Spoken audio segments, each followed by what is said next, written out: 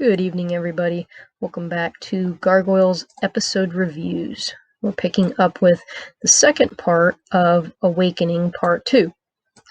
So, without further ado, welcome back. If you missed Part 1 of the episode review, go read it, or watch it in this case. We're going into recurring villain territory. Instead of executing an info dump about every antagonist and villain we see, I'll try to control my enthusiasm and spread the fun facts throughout the episodes. I'll be drawing a lot from the Ask Greg archives over at Station 8. If you've been through them, a lot of this stuff will be familiar. Those sections will be in the According to Greg areas. Also remember, I try to review this as if it's the first time I'm seeing it, since in reality it's the 7,931st, 842nd time I've watched it. And since the series just gets better every time you watch it, I'll put the spoiler observations in the 2020 comment areas. Which reminds me, I probably shouldn't have said that Xanatos was an antagonist, but here we are. I did. Alright, well, let's see our first piece of artwork, and it is beautiful. It's realistic, actually, from a distance. And it's the ruined interior area of Castle Wyvern. It's sad to see Wyvern in ruins. You feel mournful about it, even though it's only half through the second episode. We open on a sunny day in Scotland, 1994, 1,000 years later. Ivy and moss cover sections of Castle Wyvern, but overall the place looks salvageable. We're not the only ones who think so. A good-looking fellow in a trench coat is observing the ruins with his attention on Goliath. We haven't heard his name yet, but this is our first contact with David Xanatos. Wyvern looks better in a panorama view, and here's a picture that I've assembled from a few frames. It has the entire castle in the background, and Xanatos is in the foreground. Again, a very lovely piece of artwork. According to Greg, Xanatos was supposed to be the Bruce Wayne type. Tall, handsome, intelligent, rich, inventive, skilled with weapons, and proficient in martial arts. Mission accomplished. At last, Castle Wyvern. His opening line tells us so much. He knows of the castle and has been looking for it for some time. He's pleased at locating it. He's an American, and his sweater looks like it's from New England. I made that last part up. I like him already, and it's not just because he has a goatee and ponytail, though those don't hurt. And here's a picture of him, first time you see his face. The multi-billion-dollar question, who is this newcomer? The show creators do a great job of introducing him. 2020 moment. As mentioned previously, the first ep I saw was The Gathering. I liked him immediately and wondered what the Gargoyles' gripe with him was. His voice actor is Jonathan Frakes of Star Trek Next Generation fame.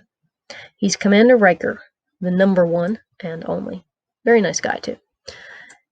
Here's a picture of Jonathan Frakes in his Riker costume. Xanatos' character design was completed before they cast Frakes as his voice actor. Spooky, huh? He's got those piercing eyes, goatee, brown hair. Very tall, too. Xanatos bounds through the ruins and runs up the steps to the highest tower, the one on which Goliath sits. There's a picture of that tower with a bunch of ivy all over everything and on Goliath.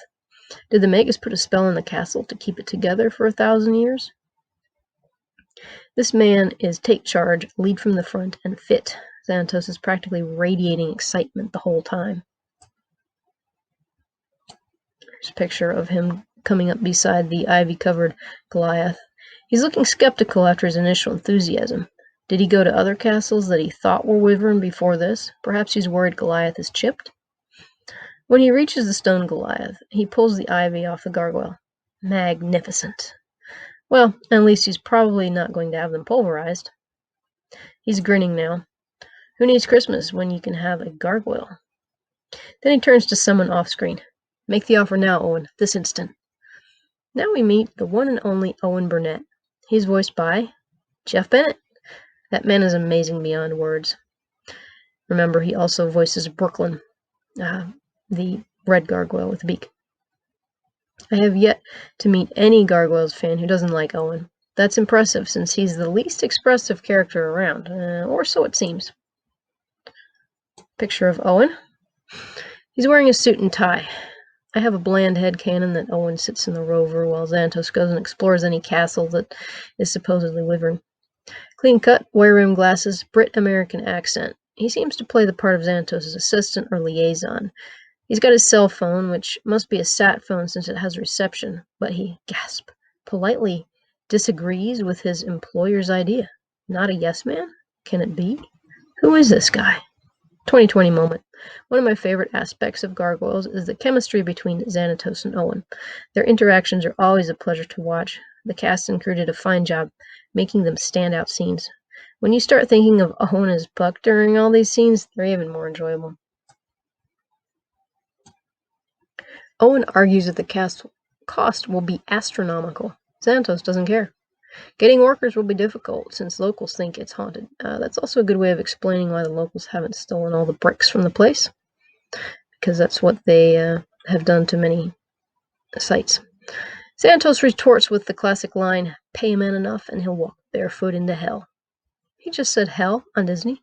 Hell yes, he did. Here it has an iconic picture of him smirking.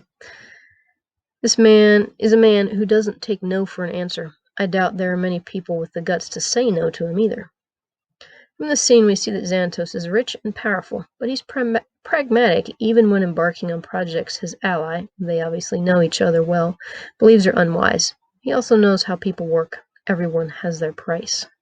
2020 moment / according to Greg. Owen somehow introduced Demona to Xanatos. This put the castle scheme into motion. Even so, Owen is hesitant. Or is he? He's doing his job as head of security / majordomo by warning Xanatos of the cons. We get scenes of workmen and construction machines that are basically wearable. It's like the enhanced capability gear the military is working on nowadays. There's a picture of a guy in his little yellow, probably Caterpillar designed work suit. Their equipment tells us right off that the universe has advanced tech. And then there's an overhead shot with cranes and semis and ships next to the building.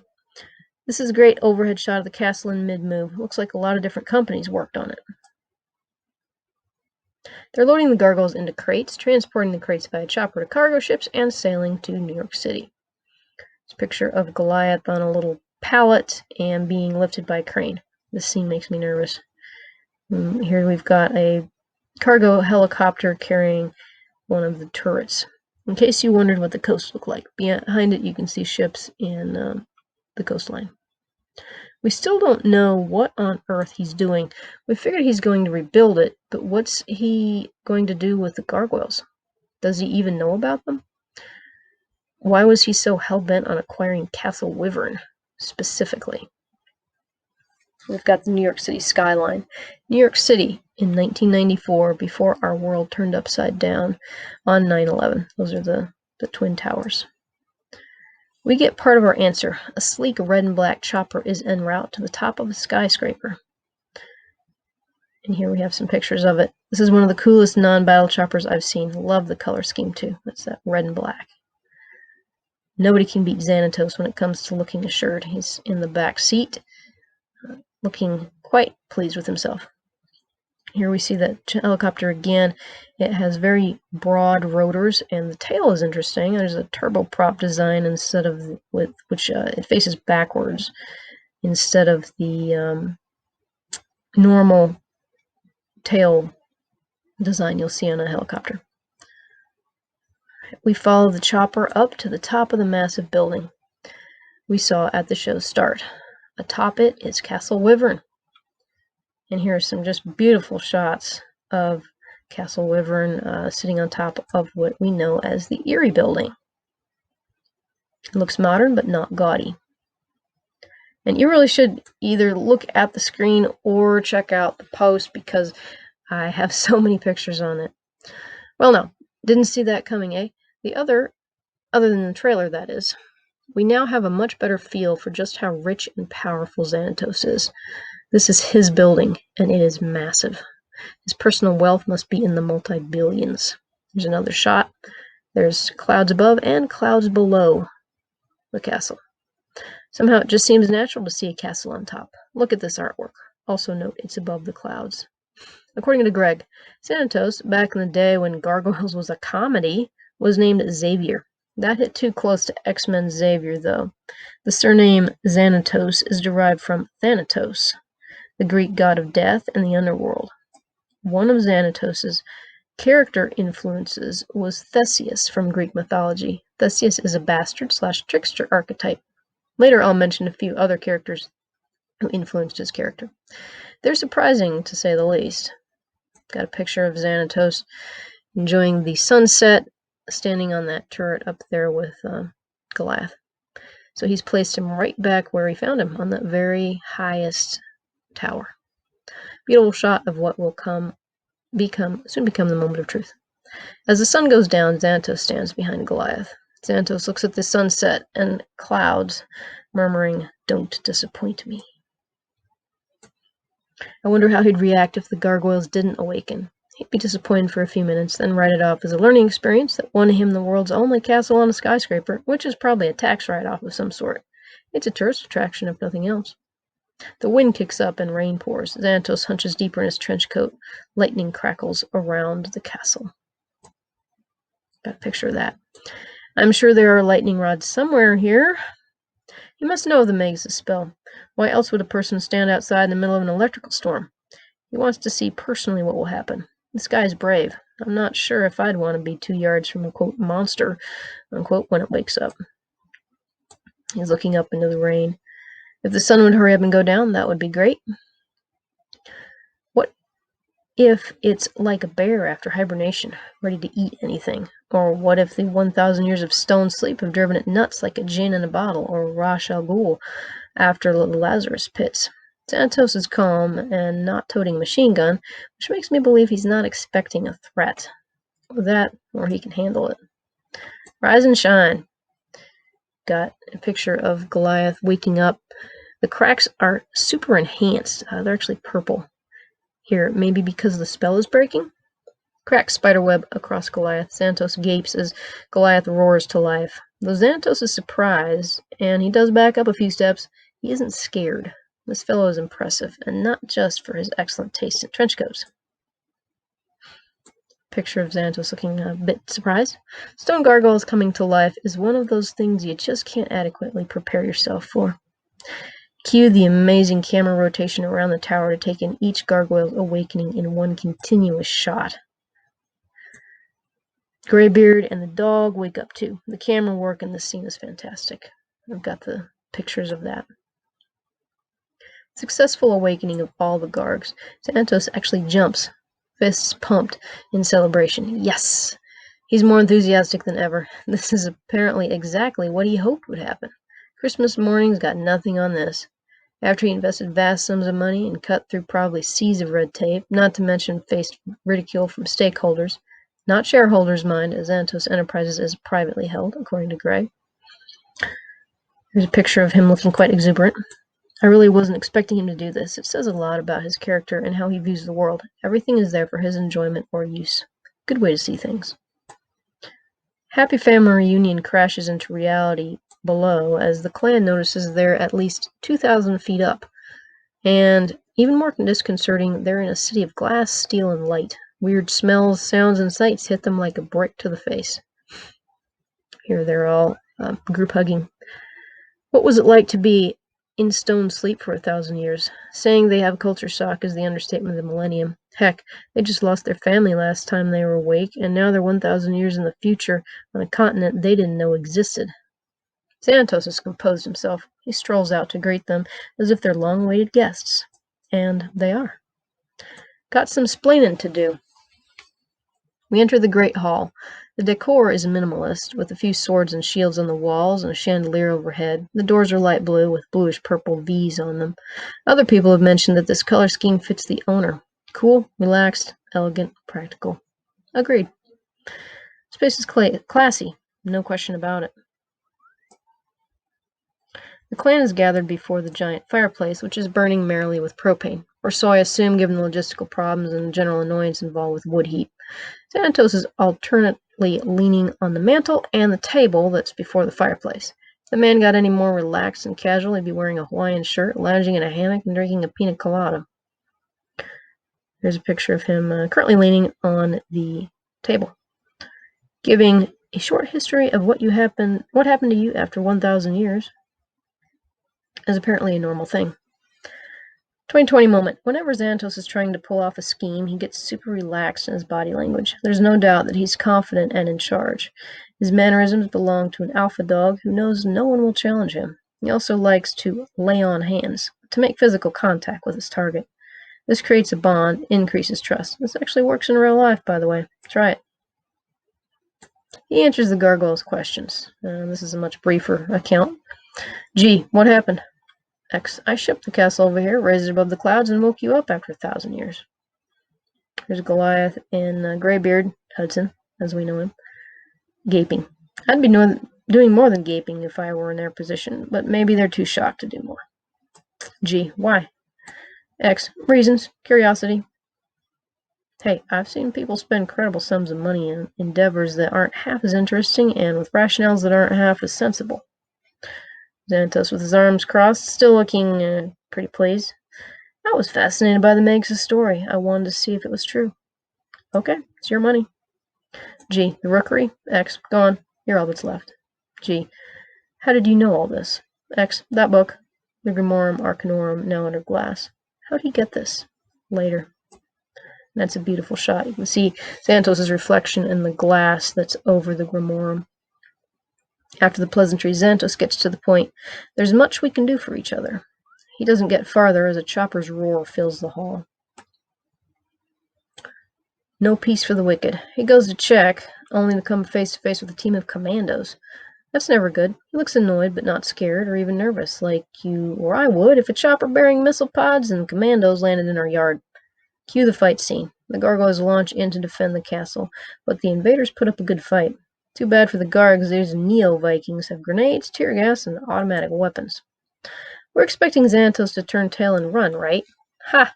He disarms one of the commandos and executes a perfect Seonagi. That's a jujitsu shoulder throw. Xanatos goes for the dropped Uzi/Mac-10 hybrid, but one of the invaders blocks him. Patrick, Broadway, lunges in. The Gargs battle on, discovering they shouldn't get in the way of those very capable and dangerous Vikings. In a way, this combat is probably cathartic for the clan. They can take out all their frustrations while also falling into the familiar task of defending the castle. Here's Xanatos. He's just opened a secret panel in the wall, and there is a mean-looking rifle in there. Very high-tech, too. Like the X in the back of the case. That man's got style. Xanatos charges up the steps, up to the secret panel in the wall. It slides up to reveal a futuristic rifle. Slow down now. He's got a secret panel with weapons behind them scattered around the castle. This is a man after my own heart. Either he's expecting something like this, or he just likes to be prepared. Through the series, we see the castle is about 50% stone and 50% hidden weapons. Rifle up, he goes to work. Turns out it's a laser rifle. Nice. He plays Dungeon Master and drops a couple of tons of castle wall on one of the commandos who's attacking Goliath. It's kind of gruesome. That ought to earn some points with Big and Purple. Xanatos gets a few more shots. He's having the time of his life. Not every day you get to shoot a laser rifle to repel invaders from your castle. Talk about a bucket list item. There he is, grinning. He's having a blast. Now we know what the explosions in rock are from. Remember, back in the first episode there? Don't you love those stories that start in the middle, then bring you back to the beginning to figure out how we got to the middle? No? Too bad. And that's called starting in media res. As he prepares to take the gloves off and fire directly at one of the baddies, he's smiling like this is the funnest thing that's happened in years. It probably is, actually. One of the commandos breaks off and runs into the castle. He finds a door, blows the keypad, ducks in, and then emerges with a briefcase. He yells that he's got it. A flare summons the chopper. I guess they don't have radios.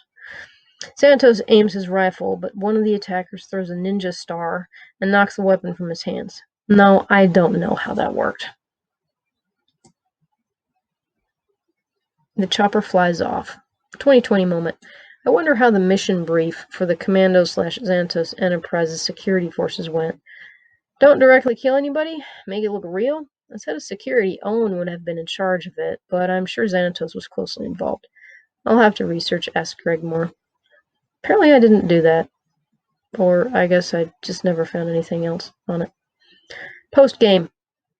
Xanatos takes this all in stride. He speed dials Owen and asks for a cleanup crew, as calmly as a Wally World employee would call for a cleanup on aisle 2. Good grief, man. Commandos just attacked your castle in the sky. You just dropped a ton of rock on some guy. Half your digs are in ruins. Must be nice to have so much money. Which is his explanation for why they attacked. The richer you are, the more enemies you have, and I am very rich. Xanatos doesn't beat around the bush, I'll give him that. And there's a picture of him on his cell phone. I want an antenna for my phone again. Gotta love those 90s flip phones. Xanatos thanks the Gargoyles for their efforts and invites them to live in the castle, which does double duty as his headquarters and home. Here he is shaking hands with Goliath, who's looking a bit skeptical. Goliath likes his personal space. So does Xanatos, because he's always in Goliath's space. Get it? According to Greg, Xanatos is an even 6 foot tall. You can extrapolate the other character's height by comparison. Goliath is standoffish. Can't blame him. He's had more than a few bad experiences with humans. He's blunt. We will never trust humans again. Xanatos is thoughtful. I can see this relationship is something we'll both have to work on. Meanwhile, on the main streets of Dungeon Master Lightning, the detective from the first ep is still swearing to find out what caused the rock rain. Hurry up, sister. There's Elisa. The writers keep reminding us of her existence. Main character inbound. Then it's to be continued. Next time, the red-jacketed detective is in the castle, then falling off, then running around the park, with commandos chasing. The trio are causing havoc with a motorcycle. We're not going to stop watching now. I think episode 2 did its job well. So, do you trust Xanatos? Did you when you first saw this? The Gargoyles want to. The clan is in a new world and a new age. It would be great to have an ally, especially one as powerful as Xanatos. He seems to be okay, offering them respect, acceptance, and a home. Goliath has a right to be suspicious, but he has to walk a fine line. If he ditches out, the clan may be unhappy with him because he'll be giving up the castle. But they aren't human, so in theory, they could go back to the old ways and live off the land. They could leave humans behind, only feeding off their goods or just ignoring them altogether. And what about that briefcase? What did you think was in it, and who did you think took it? Comment below or on the site. Remember to share, to like, subscribe, do all the things, and come back next time. Thanks for watching.